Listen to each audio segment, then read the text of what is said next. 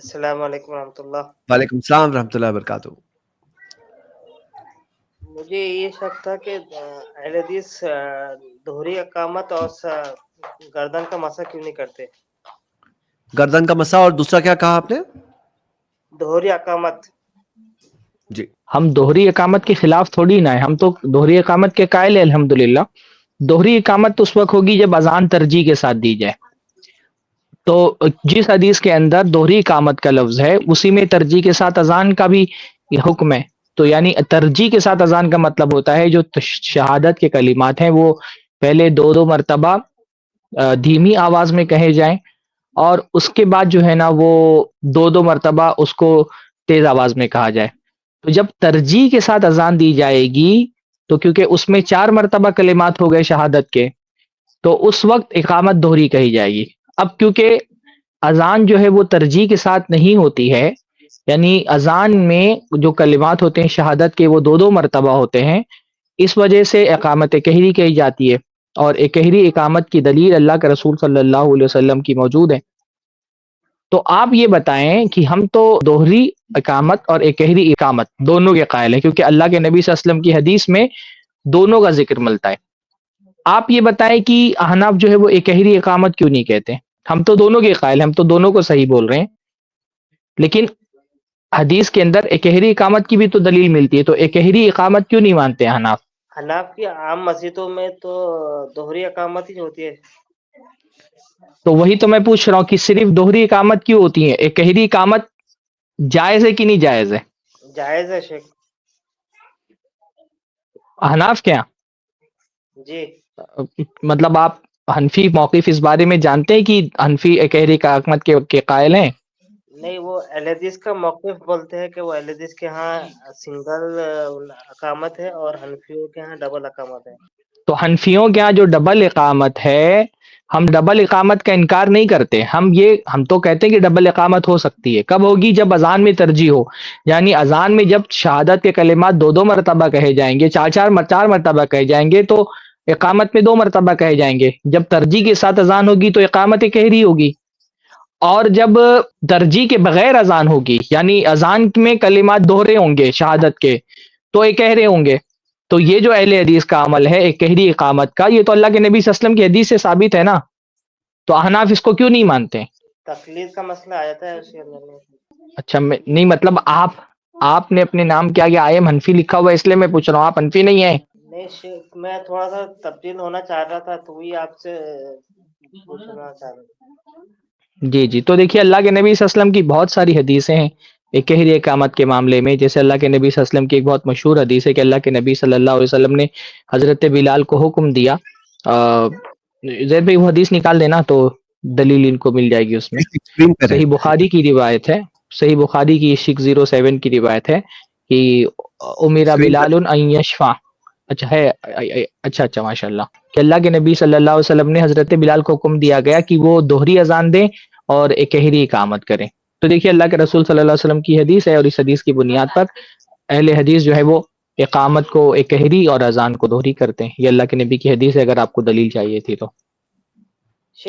اچھا، جو اہل حدیث کے یہاں جو ترجیح ہے یعنی کہری اقامت صحیح کی جو بخاری کی ترجیح اہل روایت حدیث کے یہاں ہے، روایت کے علاوہ درایت بھی پیش نظر ہے اہل حدیثوں کے یہاں کہ جو اقامت ہوتی ہے اس میں اہل مسجد کو مطلع کرنا مقصود ہوتا ہے، یعنی چونکہ جماعت نماز کے لیے لوگ آ گئے ہیں، اب نماز کی جماعت کھڑی ہونی تو اس میں اطلاع اہل مسجد کو ہے، اسی لیے اس میں کہری کو ترجیح دیتے ہیں۔ اذان کا جو مسئلہ ہے اس میں باہر کے لوگوں کو بھی مطلع کرنا مقصود ہوتا ہے، تو اس لیے جو ہے جو روایات میں یعنی جو بات ثابت ہوتی ہے اس میں جو کہری اقامت کا مسئلہ ہے اس میں ترجیح کی وجوہات اور اسباب میں سے ایک وجہ یہ بھی ہے اہل حدیث کے یہاں۔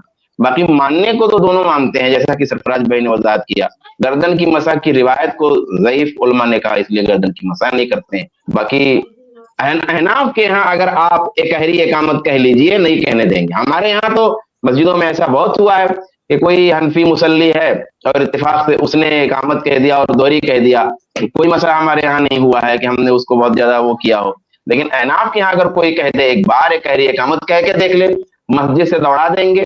یہ بھی ایک دلیل ہے اس بات کی کہ رواداری اصل میں اہل حدیثوں کے یہاں ہے۔ سنت سے اگر کوئی چیز کسی درجے میں بھی ثابت ہے जवाज के दर्जे में भी साबित है। तो अहले हदीस उस पे तशद्दुद नहीं करते कि हमारा अमल तो इस पे है, लेकिन तो फिर ये क्यों हो गया? ये कोई रिवाज और रिवायत के हिसाब से अहले हदीस का अमल नहीं होता, सुन्नत के मुताबिक होता है। अच्छा, मैं इसमें एक छोटा सा एक लतीफा आपको बता दूं कि अहनाफ जिस हदीस को बुनियाद बनाते हैं दोहरी इकामत के लिए, उसी हदीस में सेम हदीस है, उसी हदीस में तरजीह का भी जिक्र है कि अल्लाह के नबी सल्लल्लाहु अलैहि वसल्लम यानी तरजीह के साथ अजान दी गई। तो वो तरजीह का इनकार, एक सेम हदीस के अंदर तरजीह का जिक्र है। तरजीह का मतलब जो मैंने अभी आपको बताया कि अजान के कलिमात में शुरुआत में पहले धीमी आवाज में शहादत के कलिमात पढ़े जाएं, फिर तेज आवाज में पढ़े जाएं। सेम हदीस के अंदर तरजीह का भी जिक्र है और दोहरी इकामत का जिक्र है। उसी हदीस से वो दोहरी इकामत को दलील बना लेते हैं और तरजीह का इनकार कर देते हैं। ये जो हमने बार बार कहते हैं ना कि मुकल्लिद के लिए असल दलील नहीं होती, मुकल्लिद के लिए असल होता है इमाम का कौल। दलीलों में तो वो पिक एंड चूज करता है, जो दलील उसको उसके इमाम के कौल के मुआफिक होती है वो ले लेता है, और जो उसको उसके इमाम के कौल के खिलाफ मिलती है वो छोड़ देता है। दोहरी इकामत वाले मसले में भी यही रवैया इख्तियार करते हैं हनाफ कि सेम हदीस जिसके अंदर तरजीह का जिक्र है अजान के अंदर, उस तरजीह का इनकार कर देते हैं, और उसी हदीस के अंदर जब दलील मिल जाती है दोहरी इकामत की तो उसको पेश करते हैं।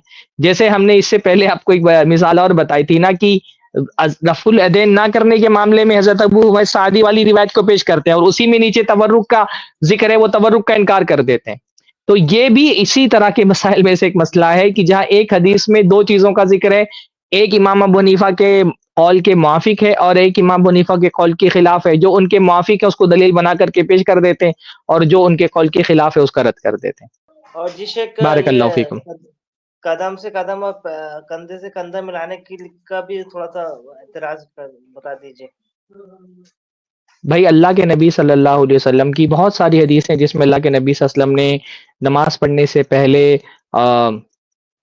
नमाजियों को कदम से कदम मिलाने का हुक्म दिया है, और कदम से कदम नहीं मिलाने पर बाकायदा अल्लाह के नबी सल्लल्लाहु अलैहि वसल्लम ने वहीदे जिक्र की हैं। आप थोड़ा देर में आए तो वो हदीसें इंशाअल्लाह ताला आपको निकाल करके सामने सामने दिखा देते हैं। जी शुक्रिया शेख। बारकल्लाहु फीकुम। वालेकुम सलाम। बारकल्लाहु फी, शुक्रन, अल्हम्दुलिल्लाह। इस क्लिप की फुल वीडियो देखने के लिए हमारे चैनल पर जरूर आएं। iPlus TV ने एक नया YouTube चैनल शुरू किया है जिसका नाम है iPlus TV इख्तिलाफ का हल। इस चैनल पर सिर्फ इख्तिलाफी मसाइल पर वीडियोस आएगी, लेकिन दलाइल के साथ और भाईचारगी के साथ। आपको मैं दावत देता हूं कि आप भी हमारे इस चैनल को सब्सक्राइब करें, हमारी वीडियोस को शेयर करें और नोटिफिकेशन आइकन को ऑल सेलेक्ट करें ताकि आपको हमारी वीडियोस का नोटिफिकेशन मिल सके। जज़ाकल्लाहु खैर, वस्सलाम अलैकुम रहमतुल्लाह।